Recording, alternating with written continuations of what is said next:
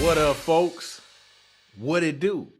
Welcome to another episode of the Best Advice Ever podcast with your boy, comedian Mike Goodwin. Yeah, the bow tie comedian. Well, as we always do, we start off every episode with the On the Road Again segment. And I'll do that again today. But I would like to take this moment to say thank you, man. Thank y'all for checking in with me. I think this is like episode 18, 19, 20, somewhere in the neighborhood. So I'm rocking and rolling and enjoying the podcast journey. But like I just said, I was on the road this past weekend. Very interesting enough. I took my wife with me. I was going to call her Miss Bowtie Comedy, but I don't know if that's her. I don't know if that's her official title. But I took my wonderful wife on the road with me. Oftentimes people will ask me, do I get to take my family on the road? And I'm sure I've talked about this on the podcast because this is one of the things that I can say aggravates me, but it does kind of catch me off guard a little bit because in none of my previous employment roles, no one ever asked. I was in the military. I served in the United States Army. I spent a good portion of that time as a reservist, as an officer in the reserves, and we would have AT, annual training, and we would have drill. We would have our monthly drills, and no one ever, never, ever asked me in my military capacity, hey man, does your wife get to go to drill with you? She could have. Like, it wasn't a situation where she could not have come to drill. She could have stayed in the room, but she could have come. She could be at drill, be at the hotel. No one ever asked me. No one asked me when I worked at Heathwood Hall Episcopal School, and I would travel for work and go to conferences. Would go to these admissions conferences, the student affairs professional conferences. Even different colleges would host me on their campus for a weekend or a few days. No one ever asked me when Vanderbilt invited me to the counselor's weekend, hey man, take your wife with you? Does your wife get to go on the road with you? No one. So I always find it a little odd when folks ask me about going on the road with me for these shows with these jokes. But she did, because Friday night I was in Vineland, New Jersey, which I've realized part of my job is getting to the actual event. So doing comedy is a portion of my job, but another big portion of my job is professionally traveling. Travel is a integral part of what I do, and I need to travel to be able to actually execute a show. Now, I'm a professional traveler. My wife is not. Now, she's been tutored and apprenticeshiped and molded under the Mike Goodwin travel protocols, which is very rigorous, very stringent. And using my wife's words, very savage. It's a very savage approach to traveling. I don't believe it's a savage approach, but it's a no frills. It's a no nonsense, in out type of situations. I was going to say another expression that I don't think is appropriate, but we would say it would be used quite often, regularly. Wham, bam, thank you, ma'am. Now I had to say it because I alluded to it, so I didn't want to just have it floating out there. But yeah, why would we say that? Wham, bam, thank you, ma'am. So yeah, I have a no nonsense kind of travel situation. And my wife is not, she doesn't travel with nonsense. She travels with no regard. She travels um, with what's a great word that we could use? She travels with low, low motor, low expectation. She just strolling through the tulips. She's just Sunday morning strolling.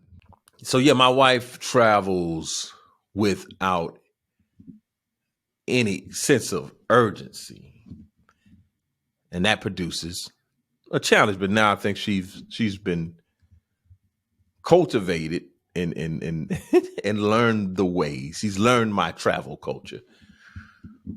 And interesting enough, she still has some difficulties because I told her when we left Columbia, and I was related to the travel. My show was in Vineland, New Jersey, which, from my understanding, is southern New Jersey. But I wanted to make a weekend out of it because I'm so intrigued with New York. I'm utterly, so I had a show in New Jersey, but then my wife has for a very long time wanted to see MJ on Broadway. If you have you don't know my wife personally, she is a tremendous Michael Jackson fan. I mean, I like Michael Jackson. She is like the Beehive is to Beyonce.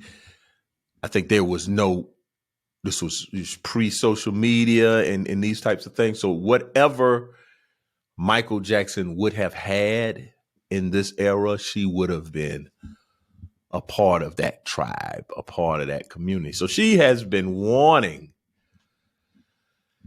to go to the show on Broadway for some time. I don't know how long the show's been out, and I've been hearing about it. She's been strategizing on how to get to the show, and I wanted to take her to the show. And I had this event on Friday in New Jersey, and it kind of came maybe 3 weeks ago. It's something that's not had been on the calendar, but it emerged, and so when I realized that it was in New Jersey, it was a Friday night, I said, you know what? I could take my wife to the show. Spend Saturday in New York, return home on Sunday. So that's what I did. Spent Friday night at the Word and Worship Church in Vineland, New Jersey, with Pastor Kent and his First Lady, Michelle, I think. And they had a Black Love event, a love and laughter.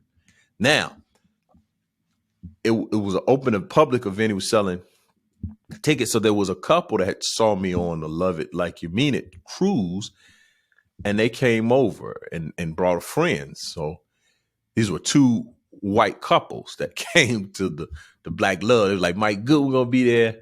Hey, we down with the Black Love. So that was great. Had some folks that were knowledgeable of what I did and came over. I think they lived actually in PA or about 30 miles from the location in New Jersey. So we came over there. It was a great night. So the traveling component of it, the advice and the guidance I received, it would be better to fly into Newark, drive down to the show because it's 2 hours. Newark to Vineland was 2 hours. Drive back to Newark and then leave from Newark to go to the city. Take an Uber to the city, car service, whatever, and then just have a car come back to Newark. And then you can fly out from Newark International Airport that Sunday morning, which is what happened. And so they're gonna work. That's what happened. And so Friday night was great. It was a great event. They had a singer, Kelly Glover. She was on a season of America's Got Talent and also American Idol. She was a great, fantastic vocalist. Then I did my set. I did a show. We had a great time, but then we had to drive back to Newark. So let's say that the show ended around 10-ish. I may have gotten on the road about 10:30, 11. And at maybe around 1 o'clock in the morning, all I saw was headlights on the interstates. It was just lights as far as your eyes can see. And I got the GPS. And I'm telling you, I was rolling. And one thing about my wife gets her sleep on when we travel. So when we're in the car, especially on the return trip, more like she's sleeping, but she fights hard to stay up. And I just kind of watch her head just I'm like, hey man, lay your seat back and go to sleep. But she tries to stay in the fight. I mean, head just bobbing and weaving, right?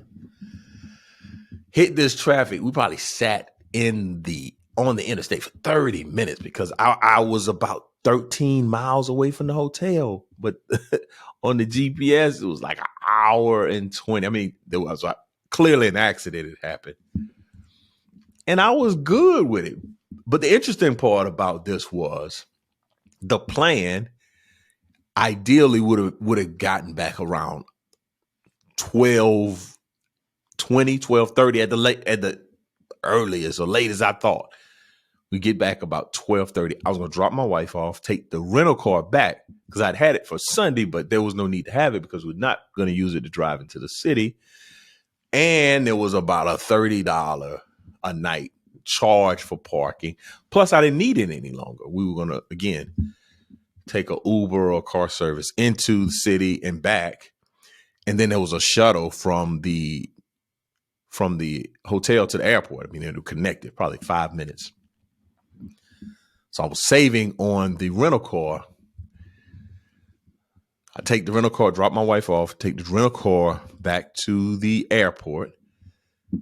But the Newark airport is one of those airports where the rental car center is a place where you have to commute to. It's just not walk down, get a car and leave. So you got to catch this air train over to the rental car center. Well, not over to the rental car center because I returned the car to the rental car center. Then I got on the air train to the terminal. Then I had to go from the terminal to the shuttle pickup. And they ran shuttle 24 hours from the hotel. In doing all of that, I'm waiting at the shuttle spot probably at like 2:15 in the morning. And when I dropped my wife off, she took all the keys to the room. So when I get back to the hotel after getting on the shuttle and the shuttle driver, we were in New Jersey, but he was driving as though he was a retired NASCAR driver. Speed racer.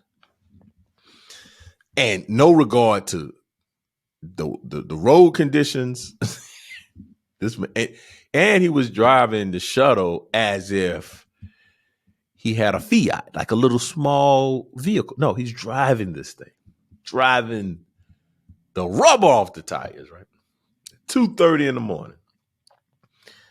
I get to the hotel. The only reason that the issue with the card was an issue because you had to use it to get to your room. So now I got to text the wife. Once I realized, because I get in there and I'm like,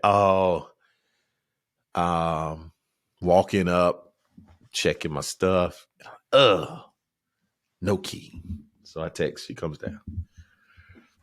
The next day, we get a car service into New York, which again is one of my favorite cities, states. Saturday, went to MJ. And this will tie into the best advice ever. Again, man, these on the roads, we going long, dog. It's a lot. There's a lot that happens on the road. Went to the MJ concert. Interesting thing, my wife and I wasn't able to get us seats sitting beside each other. For some, maybe I waited too late. It's like people went in and bought the tickets, and then you have to buy the tickets back from them. And there was some other tickets. We had great seats, but we didn't sit beside each other. And there was hopefully that people wouldn't show up, but they showed up. But again, I sat behind her, and I had as much joy watching the show as I was watching her enjoy the show. So I enjoyed myself thoroughly watching how much of a good time she had. And this ties directly into the advice that I'm giving today on the Best Advice Ever podcast. And that advice is simply create beautiful memories. When I initially was thinking about the advice, I was going to say make memories. But I got a lot of memories that aren't beautiful memories. I got a lot of very sad memories, very frustrating memories. I have very stress and anxiety inducing memories. So don't do that. Create beautiful memories. Oftentimes in life, we are so focused on the destination that we ignore the journey. And being a person that's 47 years old, I'm realizing the journey is faster than you think. I can't conceptualize that I'm 47 years old. The simple fact, I can remember being 16, being 25, being 35, but 47, like 50's right there. Like I could reach out and tap 50 on the shoulder. Matter of fact, the AARP people keep coming for you, boy. Keep sending emails. Hey, man, you want to renew your membership? I don't have a membership, people. Skedaddle. Get on out of here. But they like, hey, man, we'll just be sitting on this bench waiting for you. It won't be long now. My pastor does a joke. He says, what does the monkey say? Monkey put his tail on the train. I'm telling. See, that's one thing. As a comedian, I should be better at telling jokes. I'm tearing this joke up. What did the monkey say after putting his tail on the train track? It won't be long now. But I wrecked that joke. But AARP people, I did a show for the AARP here in Columbia maybe 12 years ago, and it seemed like I would never ever get close to AARP age, and that joint. So create beautiful memories. My wife was really diligent about this, probably 4 or 5 years ago, as related to the things that we did for our children for Christmas. She really took a different approach to Christmas time. She said, hey, we should be creating memories, experiences. And I think one of the first things we did for Christmas, or we gave them the gift for Christmas, but it was, I don't think we went during Christmas. We went to the Great Wolf Lodge in North Carolina. That was one of the first times we didn't necessarily, we still give them stuff, but the big Christmas gift was going on an experience. This past year, we went to the bowl game. South Carolina played. I don't even remember the bowl because we lost. But it was in Jacksonville, whatever bowl that was. But the tickets, they unpackaged, unboxed the tickets for Christmas. We went to the bowl game. So my wife has been very deliberate about experiences. And I would encourage you to create beautiful experiences. Life is a wonderful journey. But if you're not enjoying the travel and you're solely focused on the destination, you're going to miss a great opportunities, great number of opportunities. I was just reading the woman that created Abbott Elementary. She had an article in GQ, and she was talking about creating a sitcom, and as she researched sitcoms, she was noticing that a number of sitcoms that were related to black folks were black folks like a fish out of water. It was like the black family in LA or the black family at a private school. They were kind of fish out of water. They were not in a place where it's a common experience. So she wanted to create a show where, no, they were not a fish out of water. And the other thing she wanted to create was celebration of very small wins. And even I'm a part of a business community. We say there's no such thing as small wins. A win is a win. But she wanted to celebrate simple things. Instead, it didn't have to be, I guess every episode was conquering some monster major accomplishment. Just accomplishing tasks. And I think even in the article it said, for some people, getting out of the bed in the morning is a win, that they continue to press on.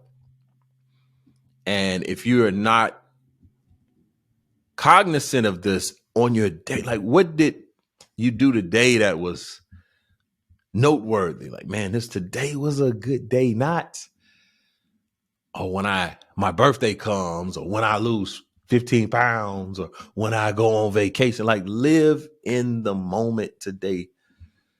And my keynote that I do, I talk a lot about being present. You can live in one of three places. You can live in the future. You can live in the past. But the most profitable place for you to live is in the present.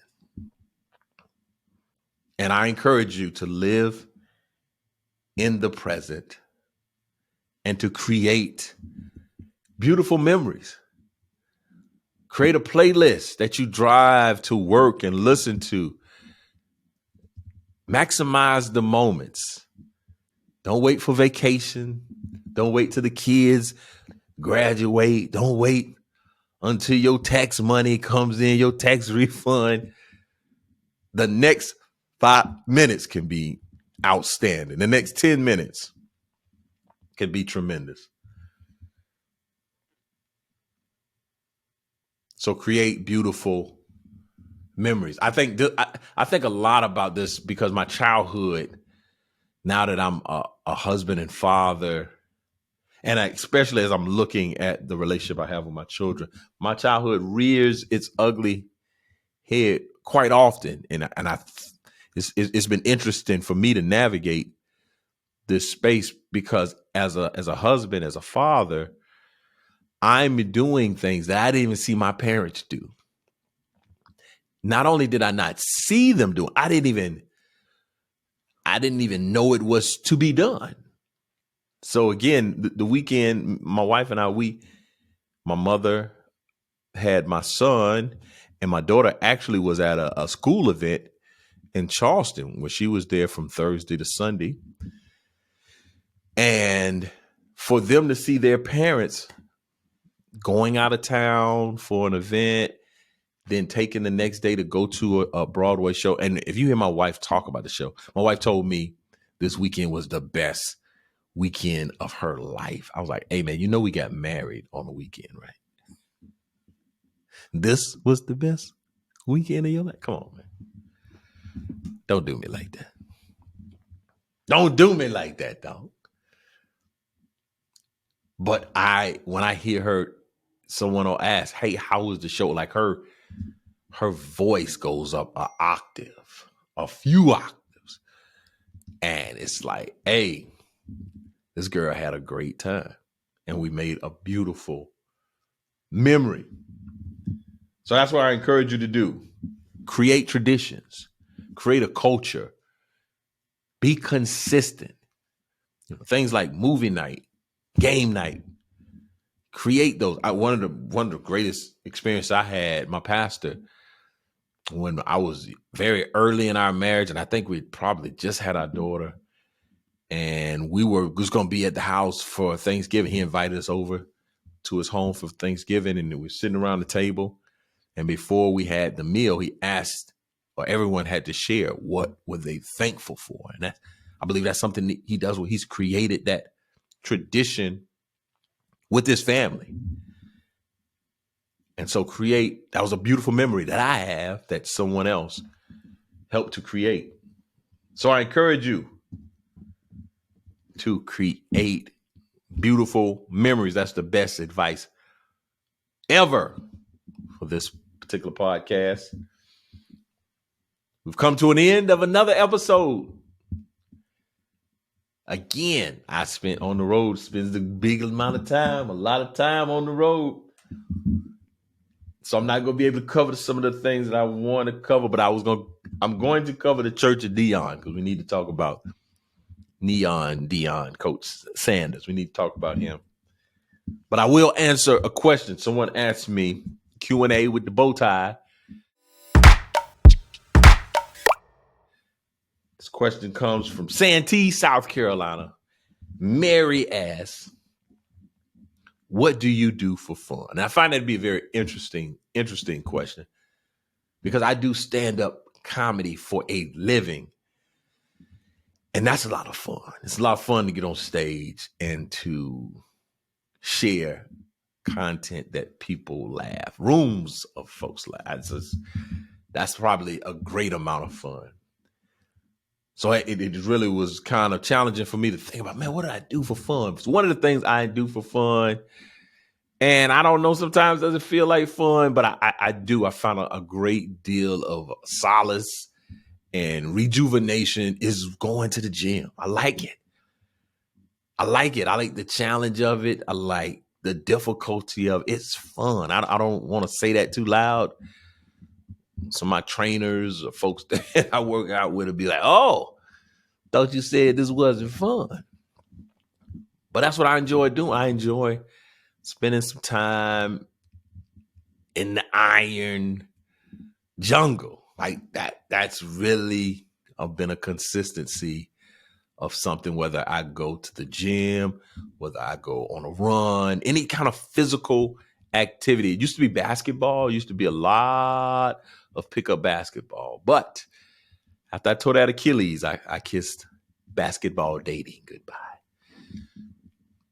So for fun, I definitely go to the gym. I enjoy my family. I enjoy when we do movie night, we do game nights, traveling together. That is absolutely the best fun for me. And hanging out with friends. Anytime I get to socialize with friends and family, that's a lot of fun. Well, thank you so much tuning in to another episode of the Best Advice Ever podcast. Man, I would love for y'all to follow me on social media at Bowtie Comedy on Instagram and Twitter, at Comedian Mike Goodwin on Facebook. Join my email list if you're not a part of it. Just go to my website, MikeGoodwin.com. If you have a question, just email us at info@comedianmikegoodwin.com. Also, I got a show this weekend. I'll be in Springfield, Georgia on March the 4th. If you know anybody down in that Savannah, Effingham area, let them know Mike Goodwin's coming to town. Get your tickets. Morris Theater in Springfield, Georgia.